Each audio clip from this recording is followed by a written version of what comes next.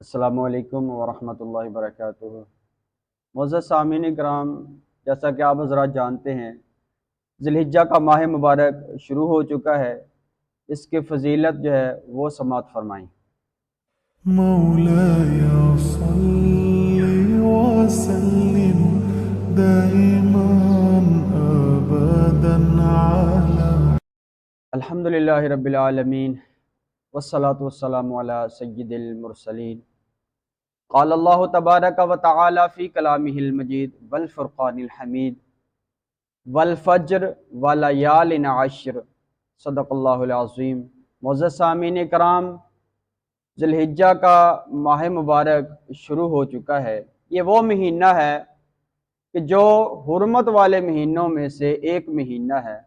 اللہ تبارک و تعالی نے سورہ توبہ کے اندر ارشاد فرمایا، ان عدۃ الشہور عند اللہ 12 شہرا فی کتاب اللہ یوم خلق السماوات والارض منہا 4 حرم، کہ مہینوں کی گنتی اللہ تبارک و تعالی کے نزدیک 12 مہینے ہیں، ان میں سے 4 مہینے منہا 4 حرم، 4 مہینے حرمت والے ہیں۔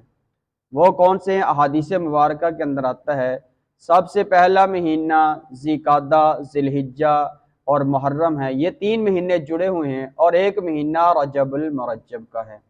ان مہینوں کی اتنی فضیلت ہے کہ زمانہ جاہلیت کے اندر بھی جب لوگ یہ مہینے شروع ہوتے تو لوگ ایک دوسرے سے، اگر کوئی اس سے کوئی دشمن بھی ان کا مل جاتا تو کسی سے کوئی تعارض نہ کرتے تھے۔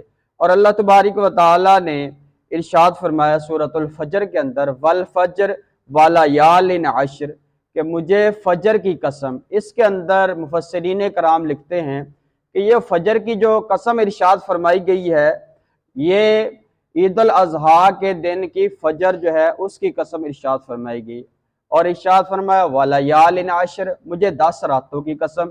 یعنی یہ جو ذی الحجہ کا ماہ مبارک شروع ہوا ہے، ان کی راتوں کی اللہ تبارک و تعالیٰ نے قسم فرمائی ہے۔ اب آپ لوگ جانتے ہیں کہ یہ جو قسم فرمائی جاتی ہے، یہ خاص اہمیت کے لیے، کسی کو یقین دلانے کے لیے، کسی خاص واقعہ کو اجاگر کرنے کے لیے اہمیت جو ہے اس کی ہوتی ہے، اس وجہ سے اس کے اندر قسم فرمائی جاتی ہے۔ تو اللہ تبارک و تعالیٰ نے بھی اس کو ایک خاص اہمیت دی ہے، ان دنوں کو ارشاد فرمایا ولیال عشر، مجھے 10 راتوں کی قسم۔ ان 10 دنوں کی بہت زیادہ فضیلت احادیث مبارکہ میں وارد ہے۔ اللہ تبارک و تعالی ہمیں بھی ان 10 دنوں کے اندر زیادہ سے زیادہ نیکیاں عبادات کرنے کی توفیق عطا فرمائے۔ پیارے آقا علیہ الصلوۃ ان دنوں کے اندر روزے جو ہے رکھا کرتے تھے، پہلی ذی الحجہ سے لے کر 9ویں ذی الحجہ تک روزے رکھنے کا ثبوت جو ہے احادیث مبارکہ سے ثابت ہے۔